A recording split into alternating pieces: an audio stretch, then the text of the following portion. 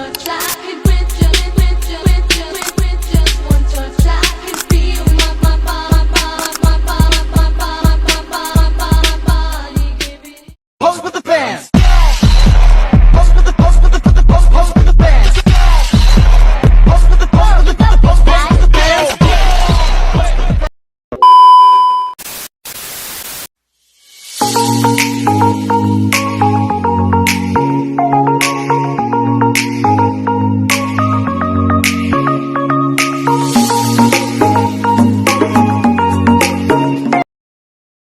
Ini kami akan menyajikan analisis terhadap sebuah cerpen menggunakan pendekatan objektif, yaitu pendekatan yang berfokus pada unsur-unsur intrinsik terdapat dalam karya sastra itu sendiri. Karya yang kami analisis adalah sebuah cerpen yang berjudul Pencurian di Sekolah. Pengarangnya adalah Forgas de Paris, tahun terbit, lolos pada moderasi 21 Oktober 2017. Sebelum masuk ke analisis, kami akan menyampaikan ringkasan singkat cerpen ini. Berkisah tentang tokoh utama bernama Aku, seorang siswa baru di sekolah yang langsung dituduh mencuri oleh teman sekelasnya bernama Rizky KM. Karena sebelumnya tidak pernah ada barang yang hilang di sini, mereka merasa tidak terima. Tokoh Aku pun berusaha membuktikan dirinya tidak bersalah dan memecahkan teka-teki pencurian tersebut hari demi hari. Langsung saja kita mulai dari unsur pertama, tema. Unsur 1 adalah tema. Tema adalah pokok pikiran atau gagasan utama yang ingin disampaikan pengarang dalam ceritanya. Tema juga dapat diartikan sebagai ungkapan, maksud, dan tujuan yang dirumuskan secara singkat. Wujudnya berupa satu kalimat dari hasil analisis kami. Tema cerpen Pencurian di Sekolah ini adalah misteri. Hal ini kami buktikan dari kutipan berikut dan masih menjadi misteri adalah siapakah pelakunya. Kutipan ini menunjukkan bahwa sepanjang cerita, inti permasalahannya adalah identitas pelaku pencurian yang belum terpecahkan, yang membuat pembaca harus penasaran dan terus mengikuti alur cerita hingga akhir. Unsur 2, sudut pandang. Sudut pandang adalah point atau of view, adalah cara pengarang memilih posisi dalam menyampaikan ceritanya. Ada dua jenis sudut pandang yang kami temukan dalam pembahasannya. Pertama, sudut pandang orang pertama, yaitu menggunakan kata ganti aku, saya, atau kami. Dengan sudut pandang ini, pembaca seolah-olah ikut menjadi tokoh dalam cerita. Kedua, sudut pandang orang ketiga, yaitu menggunakan kata ganti dia, ia, mereka, atau nama tokoh yang diceritakan dalam cerpen Pencurian di Sekolah ini. Sudut pandang yang digunakan adalah orang pertama sebagai pelaku utama. Dari awal hingga akhir cerita, pengarang menceritakan sosok Aku sebagai pelaku utama. Buktinya ada pada kutipan berikut. Aku adalah seorang siswa baru di sekolah ini. Langsung dituduh melakukannya karena sebelumnya tidak pernah ada barang yang hilang di sini. Dengan sudut pandang ini, pembaca bisa merasakan langsung bagaimana perasaan Aku ketika dituduh tanpa bukti.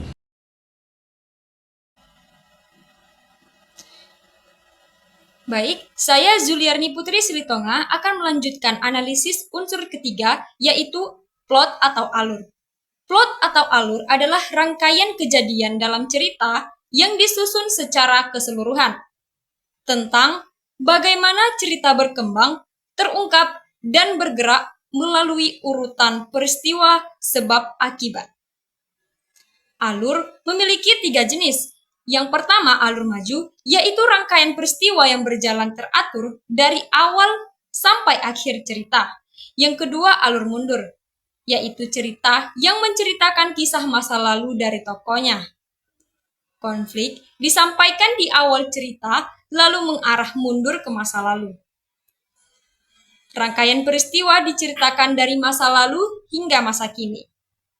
Dan yang ketiga, alur campuran atau gabungan, yaitu cerita yang meloncat-loncat antara masa lalu dan masa kini. Gabungan dari alur maju dan alur mundur.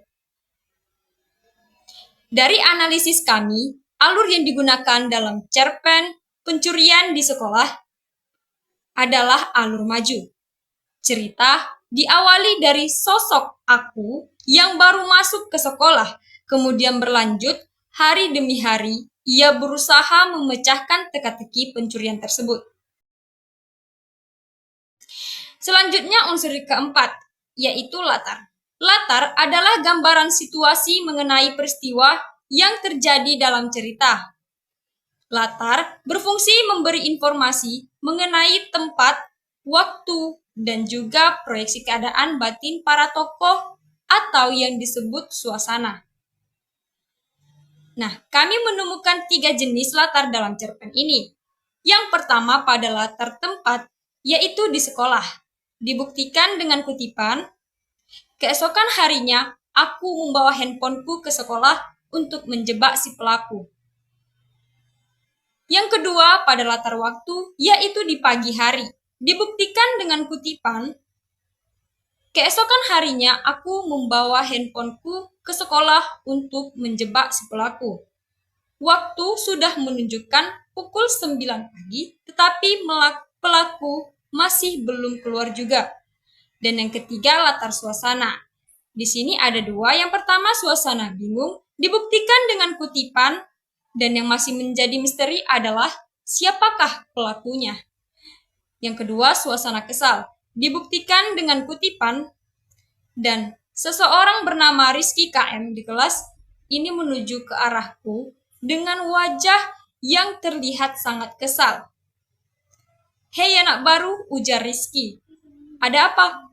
kataku. Selanjutnya, unsur yang kelima yaitu tokoh dan penokohan. Tokoh adalah pelaku dalam karya sastra. Sedangkan penokohan adalah watak atau perwatakan yang menunjukkan sifat dan sikap para tokoh yang ada di dalam cerita. Penokohan lebih luas cakupannya dibanding sekedar tokoh, karena penokohan mencakup bagaimana perwatakan tokoh tersebut digambarkan dan ditempatkan dalam cerita sehingga memberikan gambaran yang jelas kepada pembaca. Adapun tokoh dan penokohan dalam cerita ini adalah yang pertama tokoh aku sebagai anak baru memiliki watak pemberani dan pintar. Karena ia berani menghadapi tuduhan dan cerdas merencanakan cara menjebak pelaku menggunakan handphone. Yang kedua, tokoh Rizky KM memiliki watak gampang menuduh dan kesal karena ia langsung menuduh tokoh aku hanya karena ia siswa baru tanpa mencari bukti terlebih dahulu. Gaya bahasa atau yang biasa kita kenal sebagai majas, yaitu bertujuan untuk membuat cerita lebih menarik dan hidup, serta memberi efek emosional tertentu kepada pembaca. Dari analisis kami terhadap cerpen pencurian di sekolah, tidak ditemukan gaya bahasa atau majas tertentu dalam cerita ini. Pengarang menggunakan bahasa sehari-hari yang biasa dipakai remaja dalam percakapan di lingkungan sekolah. Meski begitu, kesederhanaan bahasa ini justru membuat cerita terasa nyata dan dekat dengan kehidupan pembaca remaja, serta tetap mampu menarik untuk dibaca. Amanat adalah pesan moral yang ingin disampaikan pengarang kepada pembaca melalui ceritanya. Amanat bisa bersifat tersurat, disampaikan langsung dalam cerita, atau tersirat, yaitu tersembunyi dan hanya bisa dipahami ketika pembaca peka terhadap isi cerita. Biasanya, amanat bisa ditelusuri melalui percakapan dan tindakan para tokoh. Adapun amanat yang kami temukan dalam cerpen pencurian di sekolah ada 2. Amanat pertama, sebagai manusia yang baik, kita tidak boleh asal menuduh, apalagi kepada orang yang baru kita kenal. Amanat kedua, kerja keras dan pemberani merupakan 2 hal yang wajib diterapkan dalam kehidupan manusia. Itulah prinsip kehidupan manusia. Dari kesimpulannya itu, dari seluruh analisis yang telah kami paparkan, berikut adalah kesimpulan kami.